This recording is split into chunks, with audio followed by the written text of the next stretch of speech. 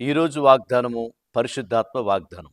పరిశుద్ధ గ్రంథమైన బైబిల్లో నుంచి ఈ వాగ్దానాన్ని చదువుకుందాం. యోవేలు గ్రంథము 3వ అధ్యాయము 16వ వచనాన్ని మనం చదువుకుందాం. చివరి భాగాన్ని, అయితే యెహోవా తన ప్రజలకు ఆశ్రయమగును, ఇశ్రాయేలుకు దుర్గముగా ఉండును. ఈరోజు వాగ్దానము, దేవుడు తన ప్రజలకు ఆశ్రయమగును. చాలామంది జీవితాల్లో చూస్తే మరి నిజంగా అక్కడ యోవేలు ప్రవక్త ద్వారా ఆ ప్రజలతో మాట్లాడుతూ ఉంటే, ఈరోజు ఈ వాగ్దానం ద్వారా స్పెషల్గా ప్రత్యేకంగా ఈరోజు మీతోనే మాట్లాడుతున్నాడండి. నా ప్రియ దేవుని బిడ్డలారా, గమనిస్తే దేవుడు తన ప్రజలకు ఆశ్రయమగును. ఈ లోకములో చాలామంది నిరాధారమైన స్థితిలో, నిస్సహాయమైన స్థితిలో, నిజంగా దిక్కుతోచలేని స్థితిలో ఇప్పుడు ఏం చేయాలి, ఈ శ్రమలో ఏం చేయాలి, ఈ పరిస్థితిలో ఏం చేయాలి, ఈ భయంకరమైన విపత్తులో ఏం చేయాలి, ఒకవేళ ఓటమిలో ఉన్న నీవు, ఓడిపోతున్న నీవు, క్రింద పడిపోతున్న నీవు, ఎగతాళి చేయబడుతున్న నీవు, ఏమవుతుందో, రేపు నా పరిస్థితి ఏంటి, నా కుటుంబం ఏంటి, నా పిల్లలేంటి, చాలా నిస్సహాయమైనటువంటి స్థితిలో ఉండవచ్చు. ఒకవేళ ఈ టైంలో నాకు ఎవరు సహాయం చేస్తారు, ఎవరైనా సహాయం చేస్తే బాగుండేదే అని చెప్పి నువ్వు చాలా మనుషుల వైపు తిరుగుతూ ఉండొచ్చు.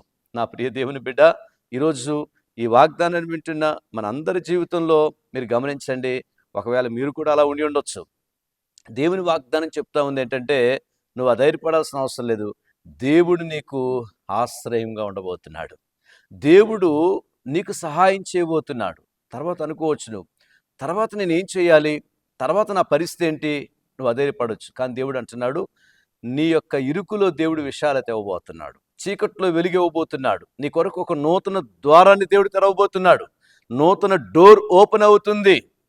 నా ప్రియ దేవుని బిడ్డ, గమనించండి. ఎప్పుడు అవుతుంది అని అంటే, నీవు జీవము గల లోకరక్షకుడైన యేసుక్రీస్తునందు విశ్వాసం ఉంచినప్పుడు, ఆయన వైపు తిరిగినప్పుడు, విశ్వాసంతో ప్రార్థన చేసినప్పుడు, దేవుని వైపు తిరిగి నువ్వు ఆయన్ని ఆశ్రయించినప్పుడు ఆయన నీకు ఆశ్రయంగా ఉంటాడు. ఎంతోమంది రాజులు సైతము దేవుణ్ణి ఆశ్రయంగా చేసుకున్నప్పుడు దేవుడు వాళ్ళకి ఆశ్రయకారకుడిగా మార్చబడ్డాడు. వాళ్ళ సమస్యలు తీర్చబడ్డాయి. వాళ్ళ జీవితంలోనే కాదండి, ఈరోజు నువ్వు దేవుని వైపు తిరిగినప్పుడు ఈరోజు ప్రత్యేకంగా నీ కొరకు డోర్లు ఓపెన్ అవుతాయండి.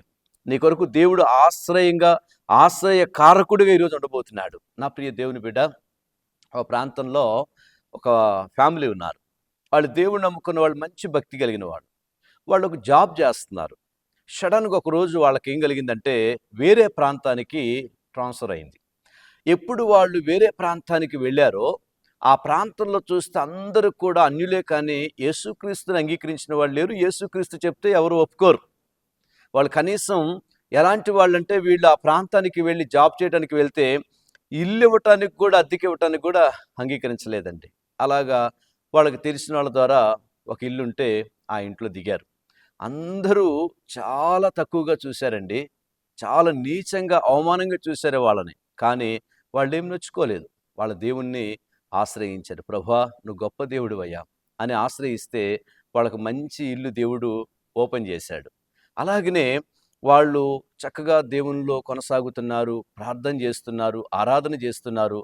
ఇలా చుట్టుపక్కల వాళ్ళకి ఒకవేళ వాళ్ళు కొన్ని రోజులకు వచ్చే లోపల నిజంగా వాళ్ళ భక్తిని చూసి, వాళ్ళ ఆధ్యాత్మిక స్థితిని చూసి, కొంతకాలం తర్వాత వీళ్ళు కొంత తక్కువ టైంలోనే ఇక్కడి నుంచి వెళ్ళిపోవాల్సి వచ్చింది, వేరే ఊరికి బదిలీ. మళ్ళీ అయిపోవాల్సి వస్తే వాళ్ళని తీసుకొచ్చి పెట్టిన వ్యక్తితో వాళ్ళు అంటున్నారు, ఆ భార్యాభర్తలు చాలా ప్రార్థనా యోధులు, మంచి భక్తి పరులు, నిజంగా చాలా మేము చాలా వాళ్ళని బాధ పెట్టినా సరే వాళ్ళు అస్సలు కొంచెం కూడా ఇదవ్వలేదు. నిజంగా ఇంత భక్తి పరులు అని చెప్పి మా కుటుంబానికి ప్రార్థన చేపిస్తారని అడిగి ప్రతి ఇంటికి చుట్టుపక్కల ప్రార్థన చేయించుకున్నారండి. ఓ మాట చెప్పాలంటే, దేవుని ప్రేమ వారిలోకి వెళ్ళింది. వెళ్ళటమే కాదండి, వీళ్ళు దేవుణ్ణి ఆశ్రయించారు. వీళ్ళ ద్వారా వాళ్ళు దేవుని తెలుసుకుని వాళ్ళు దేవుని ఆశ్రయించారు. వాళ్ళు రక్షణ పొందడమే కాకుండా వాళ్ళ జీవితంలో ఎన్నో కార్యాలు జరిగాయి. వాళ్ళ జీవితంలోనే కాదండి, ఈరోజు దేవుణ్ణి ఆశ్రయిస్తే మీ జీవితంలో కూడా గొప్ప ఆశీర్వాదాన్ని దేవుడు ఇవ్వబోతున్నాడు. గొప్ప సమాధానాన్ని, శాంతిని ఇవ్వబోతున్నాడండి. కాబట్టి ఈరోజు ఆ దేవుణ్ణి నువ్వు ఆశ్రయంగా చేసుకో. ఆయన నీకు సహాయం చేయబోతున్నాడు.